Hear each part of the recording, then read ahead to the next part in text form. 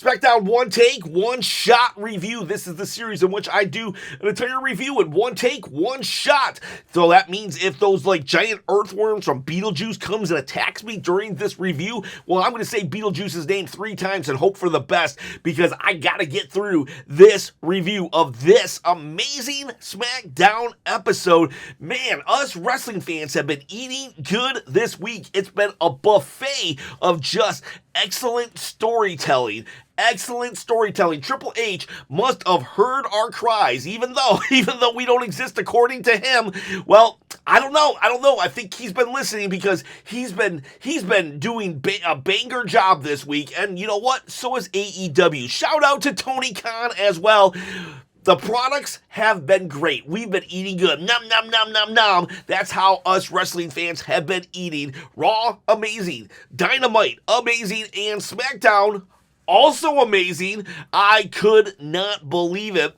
It's just like, wow, this was just such a stellar week. Go look at my Raw review, go look at my AEW review, and now keep watching my SmackDown review because I absolutely loved this episode.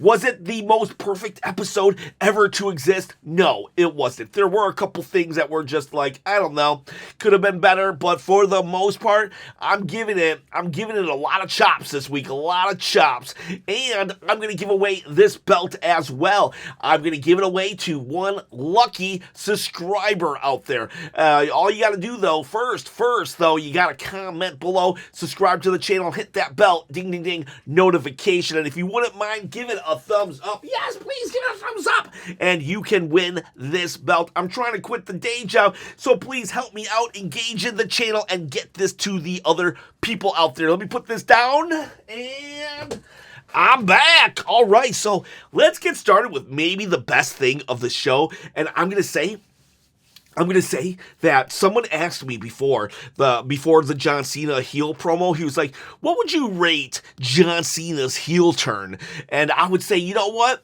In the beginning, it was a 10, but it has steadily gone down to about a 6.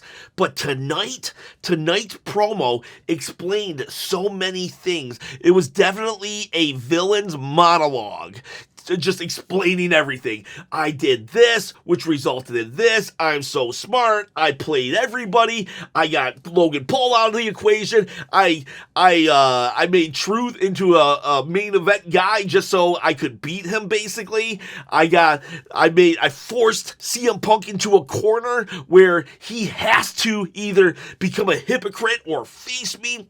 I knew Cody would be locked in on The Rock and his offer, and so I swooped in. It was like so great, so brilliant. Instantly, John Cena's heel turn has gone up 1 entire point. It is now a 7 out of 10, but like that promo was so good. It filled in so many plot holes, and now the only plot hole that remains from John Cena's heel turn is The Rock right now. I'm like still like thinking, where's The Rock and his offer for, trying to get Cody's soul? I think if they just went one more sentence further, if John would have said, honestly, Cody, The Rock didn't even want your soul. I told The Rock to say that to mess with your head so I could beat you at WrestleMania. If he had said that, then everything would have made sense. Everything would have been perfect. But this monologue right here went a long way into explaining why John Cena did what he did and why his actions have led to certain actions and consequences. Just brilliant stuff right here.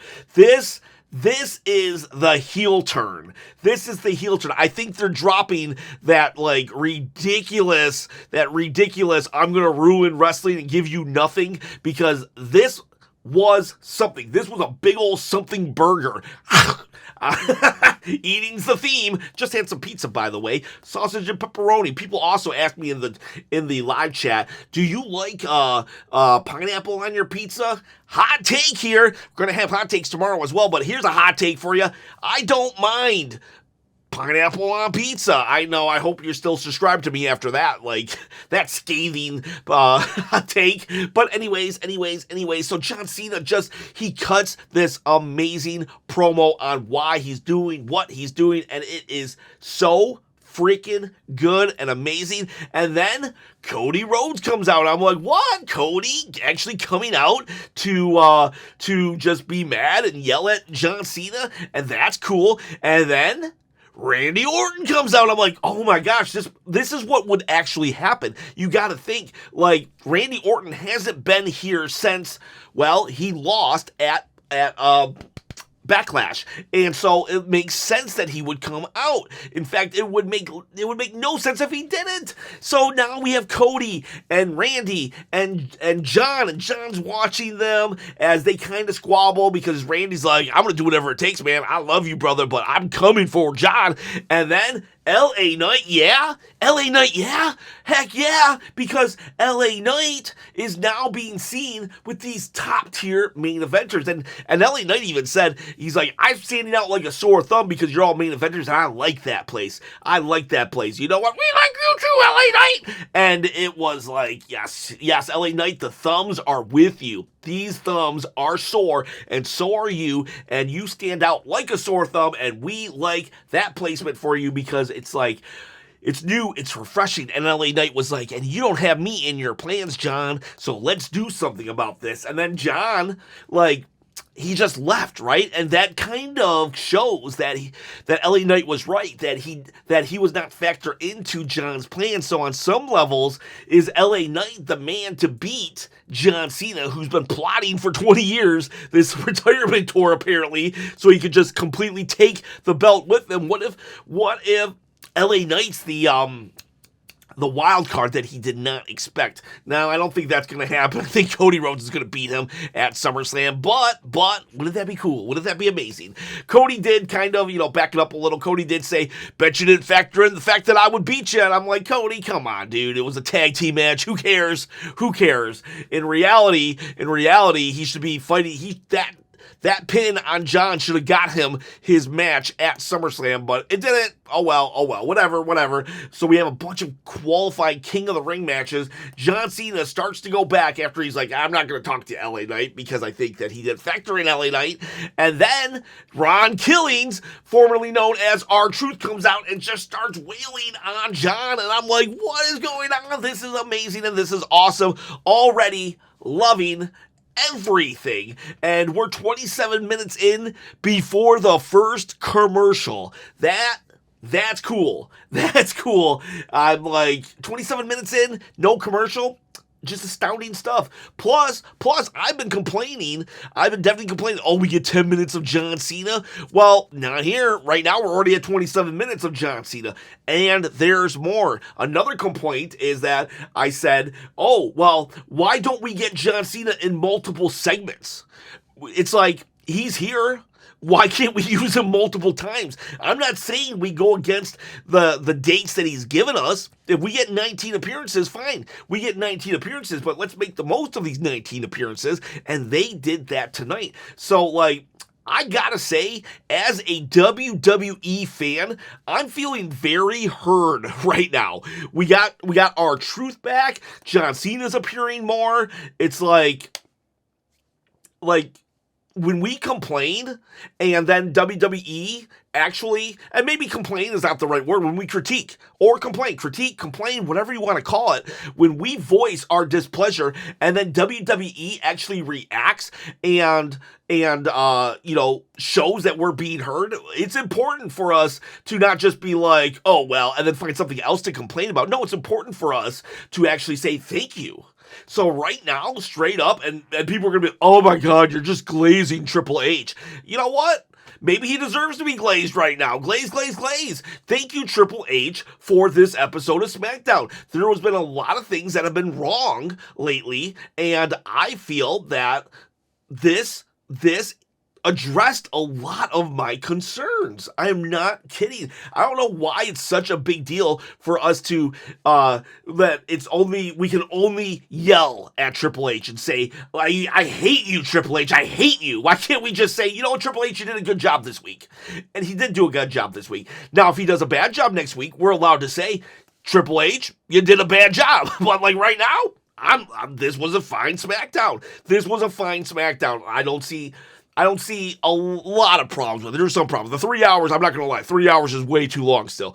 Oh my God, 3 hours is so long. We had an awesome main event, but I was just so tired, I could not enjoy it. By the end, I was like, it was a chore, not going to lie. But that said, let's go on to more of the video. If you're still watching, I know a lot of people, if I dare say anything good about Triple H, like, they just tune everything out. I'm paid. I am a paid robot of WWE. Straight up, WWE, send me some cash, and I'll glaze even more. I'm glazing for free right now. Imagine if you paid me. No, I'm just very much, if I can dish it out, I can also serve it. If, I can dish out complaints, but I'll serve up some compliments when it is due. Anyways, we then go to it's a fatal four-way. They're doing fatal four-ways, not triple threats, to get into the King of the Ring, Randy, LA Knight, and Carmelo Hayes and Aleister Black. Is it Aleister Black or Malachi Black? Aleister Black. I get them confused all the time. One of them was in AEW, the other is in WWE.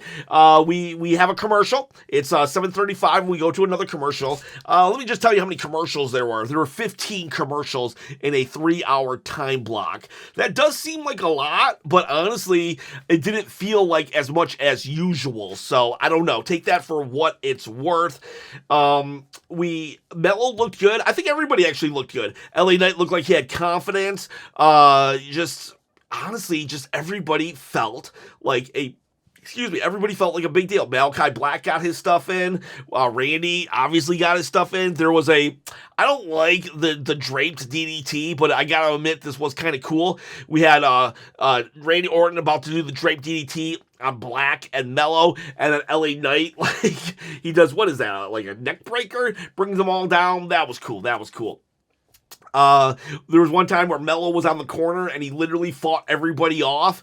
Aleister Black did get a kick on him, but he still was able to fight. And he eventually even jumped off and got a frog splash on LA Knight, I believe. And it's just like, that's how you put people over, where you don't have to win, but you can still get over. Everybody can look good. And unfortunately, LA Knight did not win. I was hoping for him to go from Knight to King, but the Brawns got involved. Bronson Reed suddenly showed up, and then Braun Breaker came and gave a spear. So yeah, payback for Monday night when LA Knight did it. And so we're probably getting that Seth Rollins feud going on, which is good. You know what? Hey, Knight's feuding with a main event player. Good for him. Yeah. And so then we get the RKO. So what was happening? I think someone was pinning someone. and then Carmelo, he jumped and we got an RKO, a really solid RKO. I'm kind of not remembering it at the moment, but I can't go back because this is a one-take, one-shot. But I do know it was a really sweet RKO, and Randy ended up winning. That's the important part. Go watch the highlight. Randy gets a really cool RKO on Mello, top rope, and awesome match. Then that's what I think. What was happening? I think LA Knight was down because of the spear. And then I think he was down because of the spear. Mello, that's what it was. He was down because of the spear. Mello was going to take advantage, so he jumped from the top rope, RKO, pin right there. Boom. Remembered it. Then what we got? Jacob Fatu. He comes out. He starts cutting a babyface promo. It was a little awkward, a little clunky, but the crowd loved him, so nobody really noticed. We just love Jacob Fatu. I love Jacob Fatu. I'm so happy this dude was in jail at one point. Once upon a time, this was a bad dude. And I'm just so happy that he turned his life around. So here's my PSA, kiddos. If you have made some bad decisions, just know that it's not over until it's over. Look at Jacob Fatu, literally in prison, watching his cousins, the Usos, on TV, says, I gotta turn my life around, and now he's the U.S. champion. Now he's so over that the fans would not let him be a heel, so, life's not over yet. life's not over until it's over. So if you made some bad decisions, just stop making those bad decisions, make some good ones, and maybe you'll be the U.S. champion one day. So then Jacob Fatu, he's like cutting his promo, and then Solo Sikoa, he interrupts, and he's backstage, and JC Mateo, hate that name, JC Mateo is just like standing there. The dude he kind of looked like a Minecraft character. He's just like a box. His head was all boxy and stuff, like for real. Like all I could think was this guy looked like Steve from Minecraft. But I'm not saying that in a bad way. I don't know, am I bullying JC Mateo? I'm pretty sure he could kick my butt if he feels any kind of way. But then again, sometimes words hurt worse than punches. But anyways, JC Mateo, hate your name, but I apologize if I hurt your feelings. So anyways, we got Solo is like saying, man, I brought you out of obscurity. Nobody wanted nothing to do with you. Next week, I need to hear 4 words. I love you, Solo. I missed that, but whatever. I love you, Solo. And he's like, and if you don't, there'll be consequences or something. He leaves it threatening. And so, and Jacob's like, ooh, so now we're gonna have Solo versus Jacob, probably at SummerSlam. Well, I guess Night of Champions, actually. Probably make more sense at Night of Champions. But I don't know. It would be kind of cool. Now, here's a sidebar. I was hearing rumors that this dude, Hikuleo, who's a member of the Bloodline, actual member, he's brothers to Tama and Tungaloa, and I was thinking he was going to appear. He's been under contract for about a year. He's a tall dude, tall guy. You're looking up at this dude, and I thought he was going to appear tonight, but he didn't. He actually was on Main Event. They actually had Hikuleo first appear on Main Event. Like, what? Main Event, the show that's on, nobody actually knows when this show is on. Nobody actually knows. I don't even think Triple H knows when Main Event airs. And so it was just very and you don't know what I'm talking about? Exactly. You don't know what I'm talking about. It's like a dark show. They aired his match. They filmed his match before Smackdown started so they could air it sometime this week on some show that nobody knows. So that's insane to me that they're just Hikuleo that way. Just have Hikuleo jump Jacob Fatu and beat him up. Yeah, whatever. Jacob Fatu, he's now a face. Solo is just amazing and awesome, and they're both amazing and awesome. He gives him his ultimatum. Then we go to a backstage segment. Chelsea Green apparently is having travel issues, but if you look at her phone, she's by a pool drinking margaritas, and Nick Aldis is like, okay, well then, I guess we have to have Alba Fire jump into this match. And Chelsea's like, what? No, you can't do that. Zelina Vega comes, puts the phone down while Chelsea just continues to yell, and Zelina's like, I want a match with Julia. So that's probably happening next week or the week after. We go to commercial. We have Naomi comes out. Wait. I gotta back it up. Then we go to Piper Niven and Nia Jax, and who else was it? Piper Niven, Nia Jax, Jade Cargill, and oh man, who am I forgetting? Piper Niven, Jade Cargill.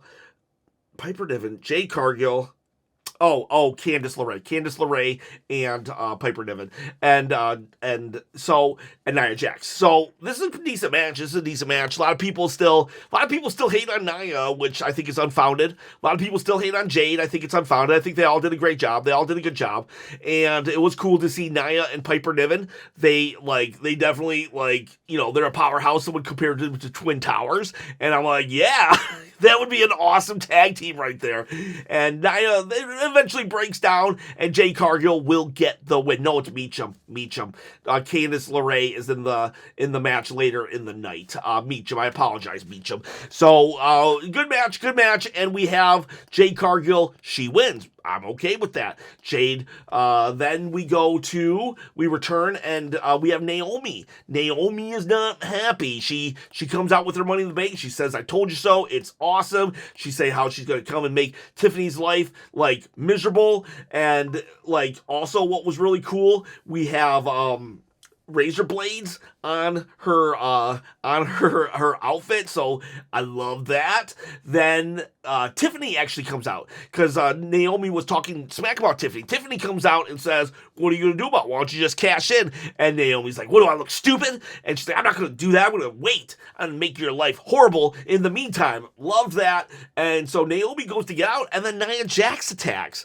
Now this is a miss to me. This is a miss to me. I'm okay with Nia. I don't hate Nia, but like, we've been running this feud for a while now. And Tiffany just beat Nia, like what, a week or two ago? We don't need to be seeing this again. It's like she didn't even qualify for the for the Queen of the Ring. So like, I did not like this. Nia did stop Naomi from entering, so it does look like, I do like that there's a lot of storylines revolving right now, intersecting and stuff, but I don't think Nia should be anywhere near Tiffany. It's been running way too long.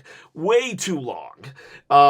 But we can continue on. Let's move forward. There was a line where Naomi said, "What do I look like? Boo Boo the Fool?" So that was kind of funny. I want to see who Boo Boo the Fool is. Boo Boo the Fool. Hashtag Boo Boo the Fool. Then we go to the backstage, the tag teams. DIY is trying to get other people to fight the Wyatts. They're like, I volunteer that person. And eventually the Motor City Machine Guns are like, we'll do it. Nick's like, yeah, you guys do it. You're the vets. So they go out, and we're going to have the Motor City Machine Guns versus the Wyatts. This is where SmackDown started to kind of go downhill for me. And it wasn't, like, bad, but it just, I don't know, I wasn't feeling it, I guess. Again, 3 hours, kind of long. I yawned 2 times in the first hour. I yawned 2 times in the second hour. And that third hour, I yawned 11 times. That's 15 yawns altogether, with 11 being in the third hour. And the third hour wasn't even that bad. It's just that third hour was just like, the second hour kind of started like dipping, and so by the time we got to the third hour, with the length of the show and everything, it's like 15 commercials. I'm just getting tired. I woke up at 8 o'clock in the morning, at 6 o'clock in the morning, so I could be at work at 8 o'clock in the morning. Whew, I know, first world problems, right? Loomis and Gacy fights the Machine Guns, and it was a decent match, but it was a little anticlimactic in that Dexter Loomis just does a leg drop off the top rope. Like, is this a singles match all of a sudden? So I don't know. I think there was some kind of miscommunication, or did someone get hurt? I don't know what happened there, but like, we should have had a tag team move to end this tag team match. Regardless, we got the Wyatts. At least the Wyatts are appearing, though. So we'll see what's happening there. They're not making as big an impact as I think some people would like, but let's just keep going. Then, I forgot, there was an earlier segment too where John Cena was super mad. He puts his hat back and he's yelling at Nick Aldis, so that was cool. And then, this is the insane part. John Cena shows up again backstage and gets up in Jimmy's face and he's like, where's Truth? He's your friend. I couldn't believe we were getting 2 John Cena segments. And then, not just that, we didn't just get 2 John Cena segments, we got another one in the ring. And he comes out and he starts yelling for Truth. 2 John Cena appearances, like, in the ring. Insane to me. I could not believe it. And just when I think Truth is going to come out, CM Punk's music hits. I'm just sold. I'm sold. This is an awesome SmackDown. CM Punk comes down and he lays some truth. Now, I think CM Punk set himself up a little too high, and I think he should have, basically CM Punk was saying, I deliver awesome promos and I'm about to deliver one of the best of my career. So expectations were super high, and I don't think he hit those. It was a good promo still, but I think Punk should have built it up. Anyways, he did kind of address him going to Saudi Arabia, and I got this from a viewer on the live stream, Anthony Smurthwaity. I forget how to pronounce your name, and I need to see it in front of me to fully try. But Anthony said that he did kind of address going to Saudi Arabia, in that there was a line where CM Punk said, I will follow you to HE double hockey sticks if I have to in order to get that belt. belt. And so I think HE double hockey sticks is Saudi Arabia in this analogy. So they go at it. They go at it, and CM Punk just basically says, man, I'm here to make your title reign interesting, and that's the truth. He walks away, and then R-Truth comes out, starts beating him up. Ron Killings puts him in the STFU, puts John Cena in. Punk comes back and he starts saying, I'm sorry, reminiscence of Elimination Chamber when John Cena did that to him as well, and it was cool. It was amazing. Couldn't believe that there was multiple John Cena segments. Loved it. Then we have Elbow Fire versus Alexa Bliss versus Charlotte Flair versus Candice LeRae. Charlotte is going out and Alexa Bliss interrupts. So these two are still kind of flirting with each other. It's a decent match. In no way, shape, or form did any of us think Candice or Elbow were going to win. And they did do a cool sequence at the end where Charlotte has one in the figure 8, figure 4, and Alexa Bliss pins the other. And 1, 2, 3, Alexa wins, but right at that moment, tap, tap, tap. So it's like Charlotte was this close. And now we keep going on this Charlotte. She's not necessarily in a losing streak, but she's in a not winning streak. And so let's see where that goes. Alexa Bliss moving on to Queen of the Ring. Then we have a moment with Cody and Punk backstage. And Cody's like, we're not going to be able to dodge each other forever. And Punk is like, I know. But after Night of Champions, we'll see who's chasing who. I think this is going to be your WrestleMania 42 main event. That's what I think. Come at me. Then we have Shinsuke. He goes out. Cody goes out. Cody actually went out first. Whoa. Cody, Shinsuke, Andrade, and Damian Priest. When you look at those four, you just know that Andrade is going to win and go to Money in the Bank and beat John Cena and then go on to retire Goldberg and then go on to basically kick Triple H out of booking, and Andrade is going to run WWE, right? This is the start. No, of course not. We all knew Cody was going to win, and Cody won. Thank God, though, that we were able to see the Slim Jim table, snap into a Slim Jim, and that table snapped like a Slim Jim, according to Joe Tessitore. So, you know what, though? I will say it was more humorous tonight because I wasn't bombarded with 8,000 ads. I could laugh at the Slim Jim table. But on Raw, where every inch of the TV is covered in advertisements, I want to throw up.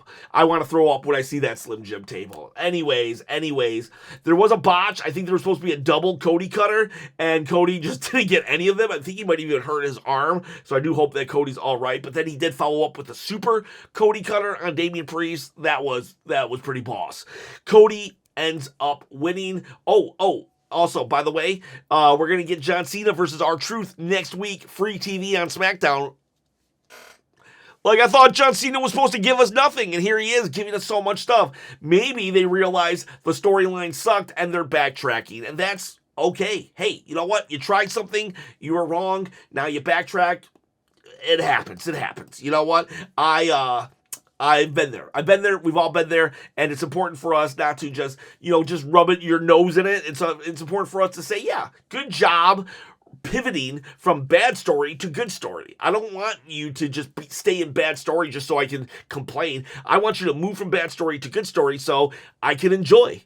I don't enjoy complaining. So I'm just happy about everything. Cody advances. He will be now entering into King of the Ring. Well, I guess he has a qualifying match. Whoever wins on Raw. I'm thinking it might be Jey Uso. I don't know, though. We'll see. We shall see. Boys, girls, what did you think of my Smackdown one take, one shot review? Please tell me below. And don't forget, hot takes tomorrow on the community tab. Right this second, you can put a hot take. I'll wake up at 6 a.m. tomorrow, and I'll start doing my hot takes as soon as I wake, and then I'll get to work, and I'll come home, and we'll post it, and we'll run it all over again. Boys, girls, have yourselves a great evening, day, night, month, year, life.